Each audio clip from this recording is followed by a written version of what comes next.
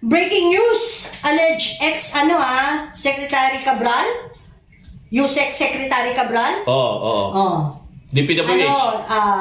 Na siya sa nahulog daw sa clip na sa Benguet. Alam ko naman, halos lahat naman tayo alam na yun, di ba? Ako din naman kanina pala pagising ko pa lang ito nakagad nakita ko. Kaya lang kasi hindi ako makapaniwala. Ang sabi lang kasi siya, yung wala nang malay ba? Pero hindi sinabi kagad na wala na siya. Pero may naglabasan nga na wala na. Hanggang sa nakita ko yung interview sa driver. Ewan ko kung nakita niyo na rin. Nakita mo na ba yung partner? Oo, kanina. Yung sa driver na naiyak pa nga siya. Pero ewan lang ha. Kasi opinion ko lang to ha. Sariling ko lang to. Wala akong pinaanuhan na may kanya-kanya naman tayong kuyo. Kung napanood nyo yun, hindi ko alam kung anong pwede nyo masabi. Ako ito kasi yung napansin ko lang ha. Kasi ang nangyari dyan, ang kwento kasi ng driver, napadaan sila doon, yung sa lugar na yun. Kung makikita nyo, parang blocky-blocky yun tinuturo niya Tapos, andyan yung, kung bangin ba yan? Ngayon, naupo daw doon yung si Yusek. Pag upo niya doon, sabi niya, sige, iwan mo muna ako. Ang ginawa daw niya, umalis siya. Pag alis niya, pero bumalik din daw siya, sabi niya, kasi nga doon na nga yung time na sinita daw sila ng pulis. Nung time na yun, umalis sila, bumalik sila sa hotel na tinuluyan nila. Pagbalik daw nila noon, mga bandang 2 o'clock, bumalik daw uli sila doon.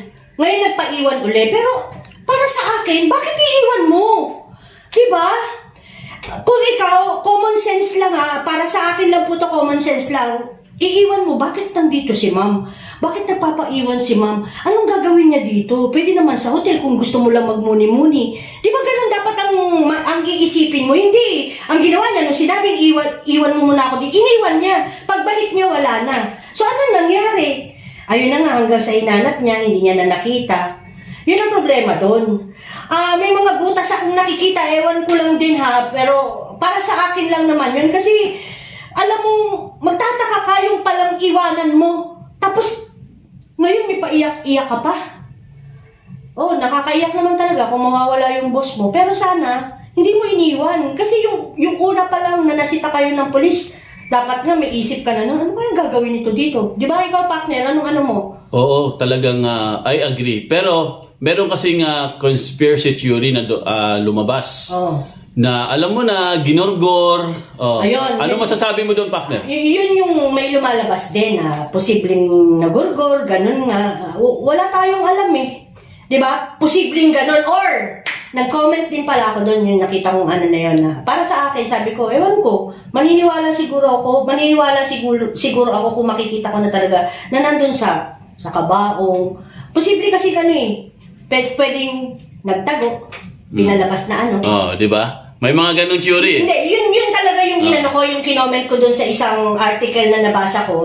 Sabi ko ako, kasi nag-aanohan sila na nagurgur nga daw, o kaya yung mga nasasangkot sa mag-ano na kayo kaysa mawala kayo, yung mga ganun. Pero sabi ko ako, maniniwala lang ako pag nakita ko yung pamilya na binuro siya na nandun talaga siya. Pero hanggat hindi ko nakikita, posible ka ako na nagtago.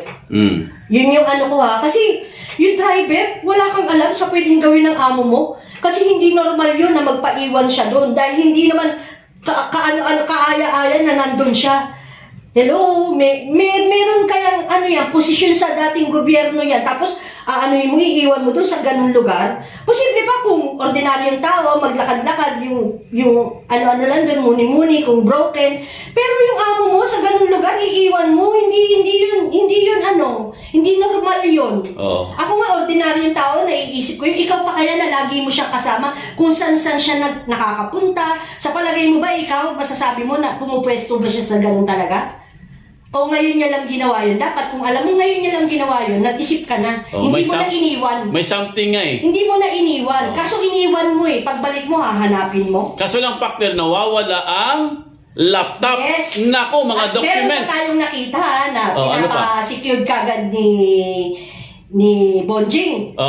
Yung mga cellphone, tsaka yung mga Nako. Yun kagad ang hinanap. Diba? Kayo, sa palang ikaw, ano mo?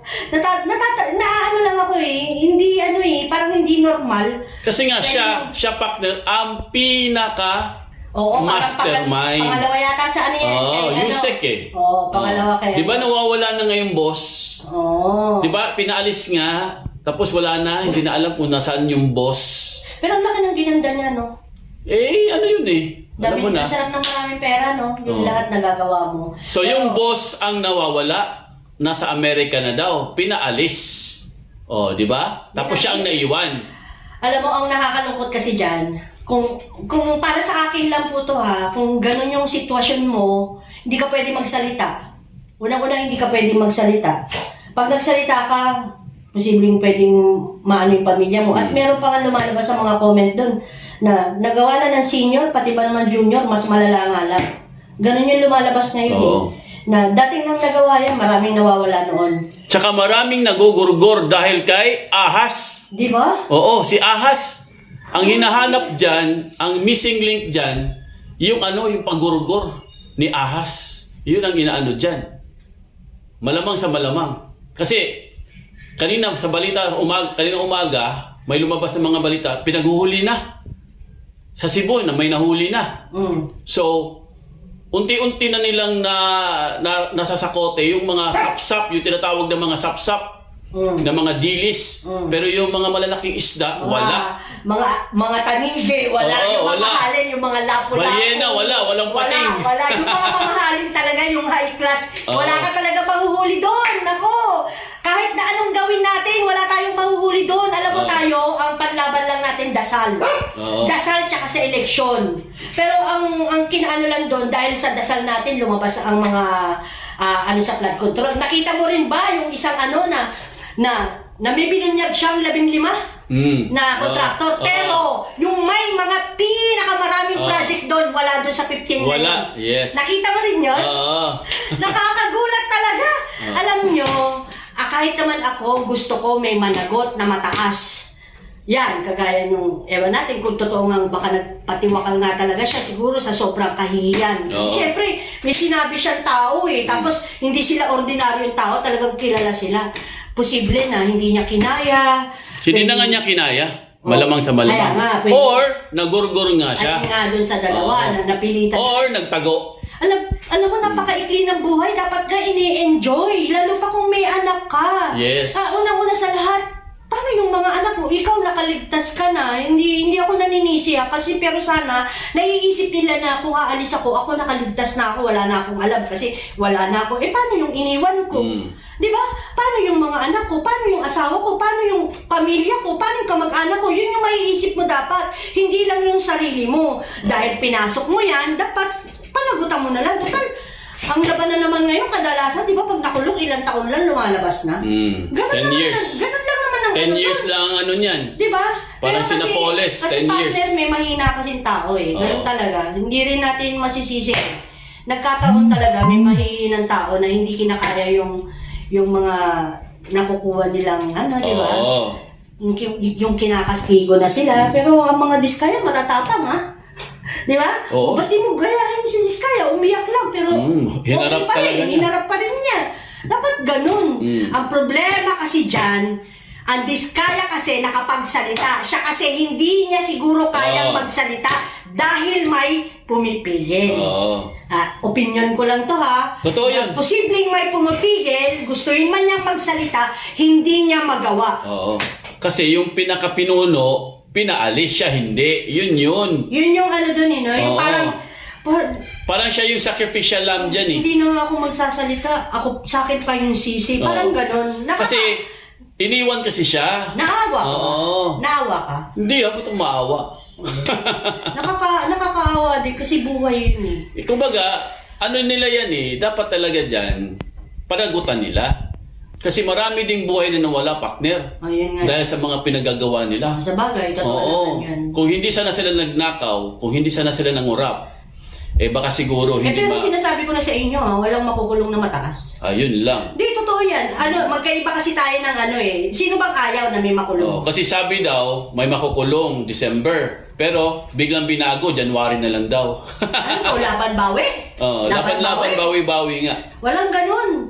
Wala talaga yun. Pero totoo yun na pinost ni Vince ni Dison, yung Oo. mga ano, Mm. yung 87. Oo. Una dun si Tambaloslos. Oo. Totoo yun? Totoo yun. Ang dami kasing Oo. AI ngayon kaya basta hindi ako naniniwala. Totoo yun na talagang kakasuhan na daw nila si Tambaloslos tsaka si Saldico. Ang tanong, asan sila? Kaya nga, wala nga sila, di ba? Yun nga yun. Ang tatapang nyo, nakakasuhan nyo kasi wala na. Alam mo, mula nung pumutok yan, dapat nandito pa sila nun eh. Di ba? Oo. Dapat yung kinasuhan nyo na kaso wala kayong ginawa. Ah. Yun lang masasabi ko. Condolence nga pala dun sa nawalan. Okay. Bye-bye.